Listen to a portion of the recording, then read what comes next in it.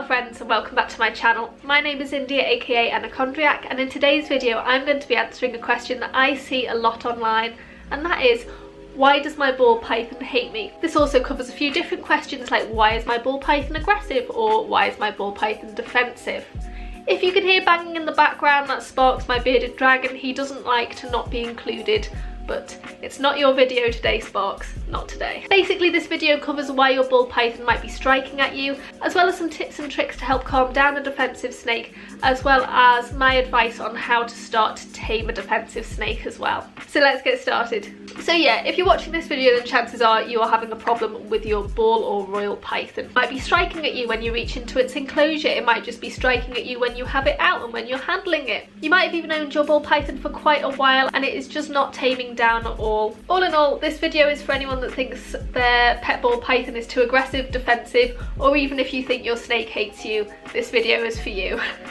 And I'm going to help you, I promise, I'm going to help you. So aggressive and defensive are two completely different things. Let me just make that clear before we start. In most cases, when ball pythons are striking at their owners, it is because they are defensive. And when a snake is defensive, that means that it is scared and it is striking at its owner or whoever because it is scared and it wants to make that thing go away. Now, young ball pythons are quite prone to being nippy when they are young, which is a very common theme with snakes. Young snakes do tend to be a lot more nippy than their adult versions. So try not to worry too much if you have just become an owner of a young snake and your young snake does strike at you quite a bit. It should grow out of that behaviour as it gets older. Just try and keep to a regular handling schedule and I'm sure you'll have your new little scaly baby tame in no time at all. However, some snakes never really grow out of this defensive behaviour and they can just be really prone to being defensive. Now, this actually isn't as uncommon as you would think when it comes to ball pythons. Ball pythons do have this reputation because they can be classed as like a beginner snake of being really friendly, really patient, you know, very tame.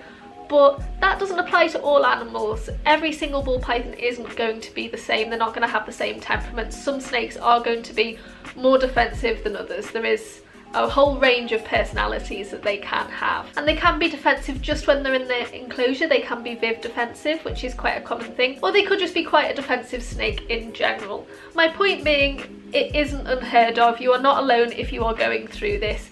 Just because ball pythons are considered beginner snakes doesn't mean that every single ball python that you're ever going to meet is going to have that perfect kind of tame personality. It's just not going to happen.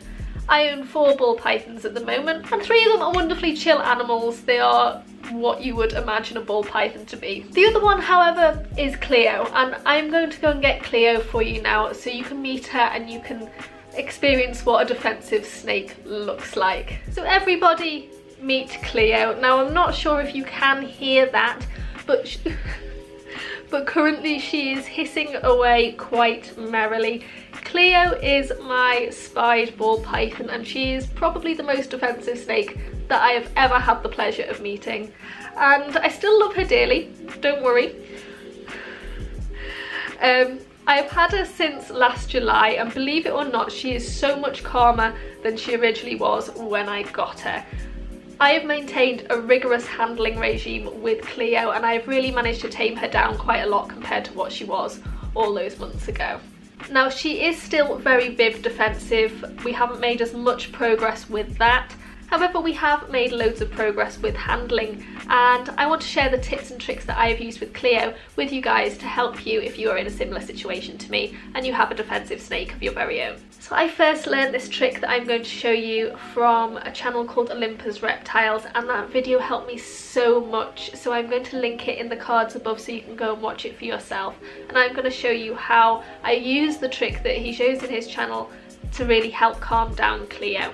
And what this trick that I'm going to show you does is basically resets them, and it's almost like pushing them from the fight instinct into the flight instinct, and it really helps to calm them down. When Cleo is scared and she's curled up into a little ball, she's not going to strike at me. She can hiss all she wants, but she's not going to strike. And that's good. That's the usual reaction that a ball python should have when it is scared. They curl up into a ball, and that is why they are called ball pythons. Now I'm just going to go ahead and sit with her for a little while and see if she comes out and starts to get defensive, which will happen if I wait long enough.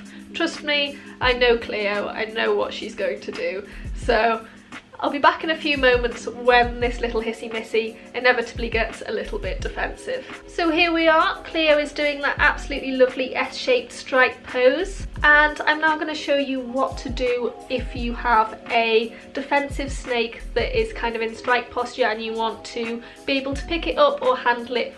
All you're going to do is take one hand, and because ball pythons can't strike above, they can only strike outwards. You're going to put your hands straight down over the top of her head and she will retract into that little ball. Now it might take a few times for you to actually get confident enough, and for me, I've been bitten by Cleo enough times to know that it doesn't really hurt if she bites me. I'm not afraid of her biting me if I miss or if I, don't do it correctly. But it might take a couple of goes for you to actually get comfortable enough to do this with your snake, especially if it is a larger snake. Cleo is still quite young, so her bites don't hurt very much at all, thankfully, because I have been bitten enough. They ask you how you are, you just have to say that you're fine when you're not really fine, but you just can't get into.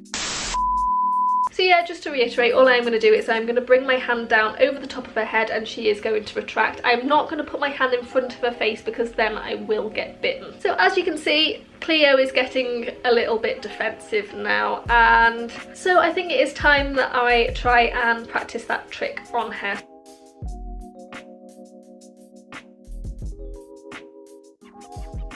So all I do when Cleo starts to get into that strike posture, I will get my hand and I will just bring it straight down over her head, and then she will retract into the ball. Like so.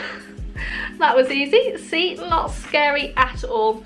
Because they can't actually strike at you from above. When you come from above, they will only strike straight out.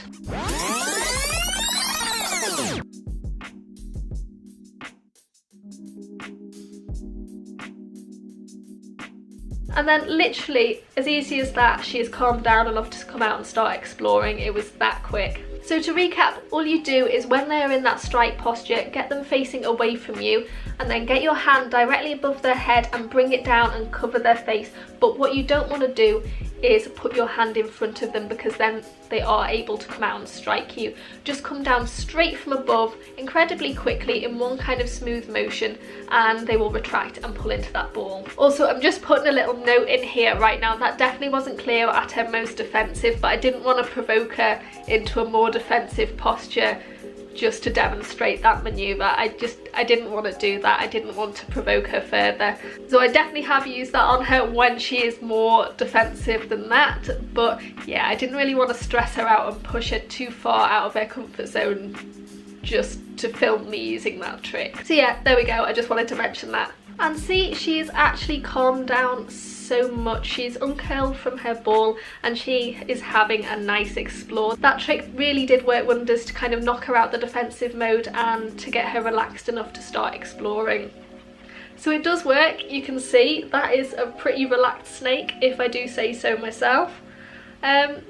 So yeah, you can see that it actually does work, and I find that once I've done that trick on Cleo, it can take her anywhere from a few moments to a few minutes to calm down and be able to come out and explore. Sometimes it takes her longer than others, but it does usually happen within a couple of minutes. And I've been using this trick to handle her for a good couple of months now, ever since I got her, and she really has come on in leaps and bounds. Before I started using this trick, every time I got her out, she would try and bite me tens of times each time that I got her out. It was a really uncomfortable situation for both of us. As an owner, you're going to need to be able to handle your snake for more important reasons than to just pet them. You should be able to hold your ball python occasionally. You're going to want to be able to handle them for vet visits, to move them between enclosures, even for cleaning enclosures, to be able to handle your snake safely and for them to be calm is a really important thing. And for me and Cleo, her intense defensive behaviour was just making life so uncomfortable for the both of us. So this trick really has worked wonders for us, it really would. And I know if Cleo could talk,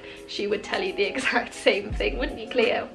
Yeah. So now, after using this trick for a couple of months, I'm able to get her out, I'm able to handle her, and it is a lot more of a comfortable experience for both of us. And I like to think that she's able to now start exploring her surroundings without thinking that everything's going to hurt her. I really hope that this has been a useful video for you guys. I enjoyed making it for you. And I really hope this video manages to help even just one person with their very defensive snake. If you like this video, please give it a big thumbs up and remember to subscribe if you haven't already, and you can click the little bell notification and then you will never miss one one of my uploads. Please leave me a comment as well telling me what you think. I do read every single comment that I get on my videos. If you haven't had enough of me already, you can also now find me on Instagram and Twitter at Anachondriac, the same way that it's spelled here on YouTube. And if you'd like to support my channel further, then you can also find the link to my Patreon in the description box below.